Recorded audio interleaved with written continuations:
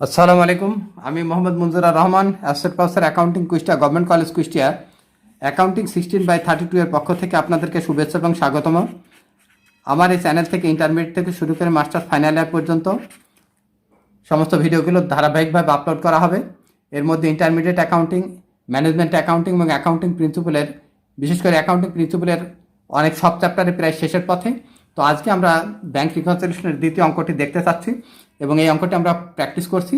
তো এখন আমরা আবারও আসি যে ব্যাংক রিকনসিলিয়েশন স্টেটমেন্টটা কি। আবারও একই কথা বলি, বারবার শুনতে শুনতে মুখস্থ হয়ে যাবে। What is bank statement? A monthly statement from the bank that shows the depositor bank transaction and balance. একটা মাসিক বিবরণী যাতে জমাকারীর ব্যাংক সংক্রান্ত লেনদেন এবং তার জেরের পরিমাণ, জমার পরিমাণ প্রদর্শন করে।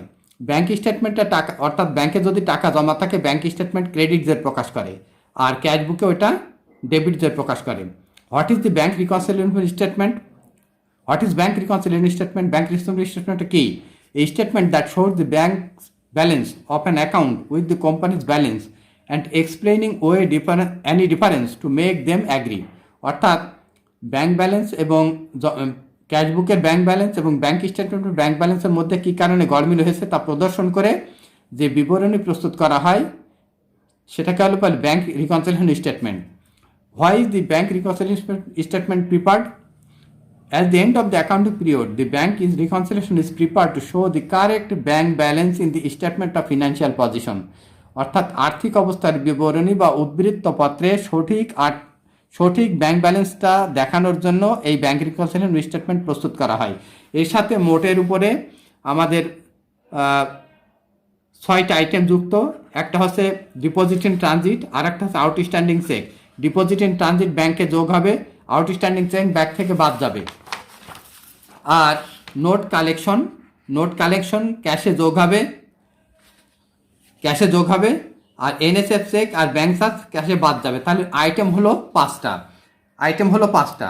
নোট কালেকশন ক্যাশে যোগ, এনএসএফ চেক আর ব্যাংক চার্জ ক্যাশে বাদ। এখন আর একটা আইটেম আছে, 6 নম্বর আইটেম, ভুল হয়েছে যেখানে সংশোধন করতে হবে সেখানে। Where is the error has been made is to correct it. এখন ভুলটা আমাদের বের করে দেখতে হবে। এখন আমরা আসি, একটা করে আইটেম ধরি। এখানে দেখেন cash balance as per bank, অর্থাৎ ব্যাংক স্টেটমেন্ট অনুযায়ী ক্যাশ ব্যালেন্সের পরিমাণ এইটা হচ্ছে। এখানে একটা শখ আমরা বানিয়ে নিয়েছি, কোন কোম্পানি? Lisa company. তাহলে আমরা এখানে লিসা কোম্পানি লিসা ভিডিও লিখে নেব। লিসা ভিডিও আমরা এখানে লিখে নেব।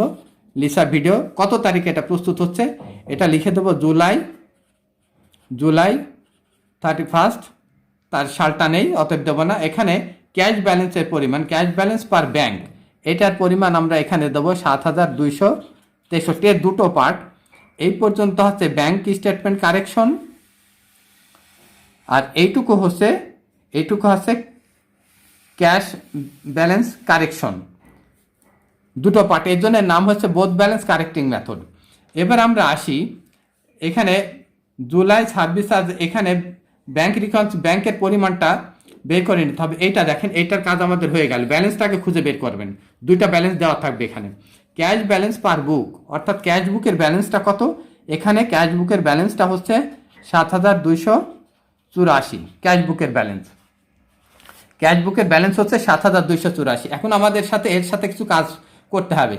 আমি বলেছি July bank service charges not recorded by the depositor. What do you mean by bank service charge?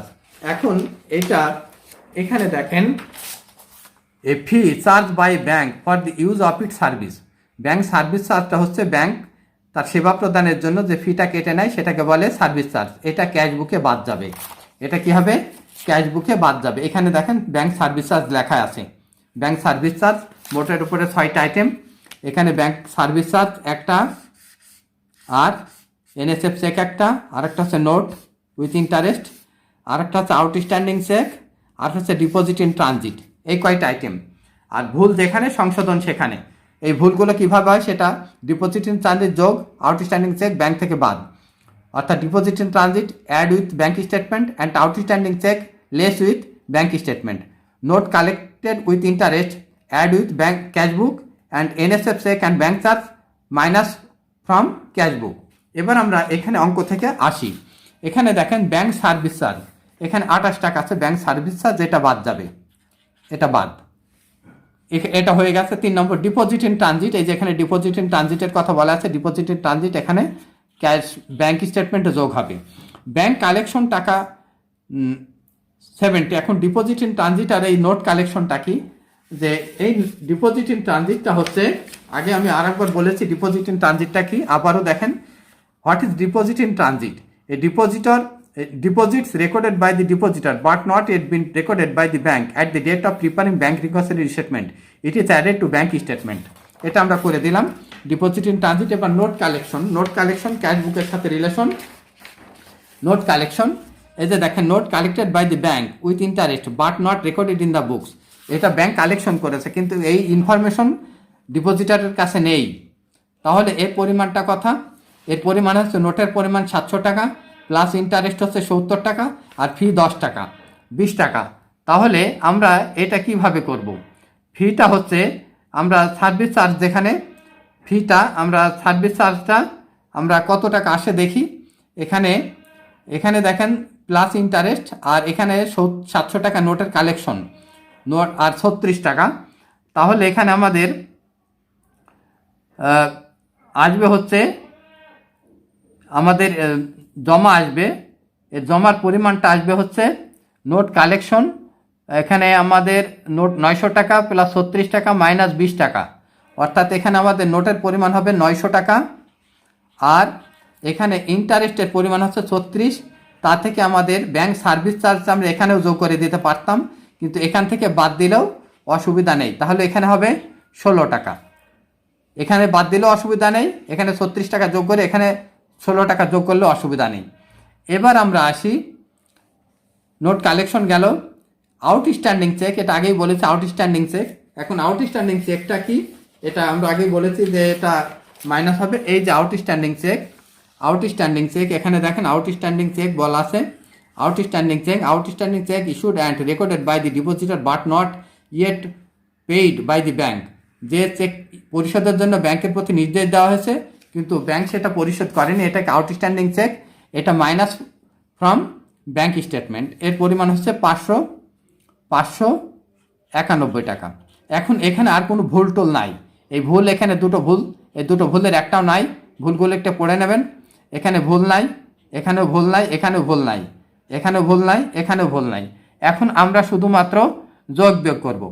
তাহলে এখানে এইটা যদি আমরা যোগ করি তাহলে এর পরিমাণ হবে 8563, আর এইটা বাদ দিলে আসবে আমাদের, এইটা বাদ দিলে আসবে 7972।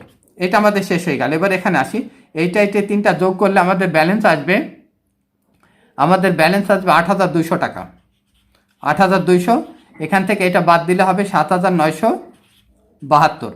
এবার আমাদের আসতে হবে যে জার্নাল করতে গেলে আমাদের শুধুমাত্র ক্যাশ বুকের কারেকশনে জার্নাল দিতে হবে, এর কোনো জার্নাল এখানে হবে না, নো এন্ট্রি হবে এখানে, এটার কোনো নো এন্ট্রি, ক্যাশ ব্যাংক স্টেটমেন্টের নো এন্ট্রি।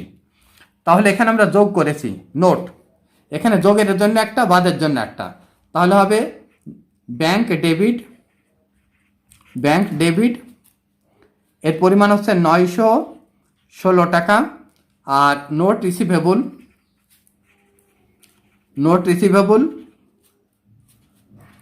900 টাকা। ইন্টারেস্ট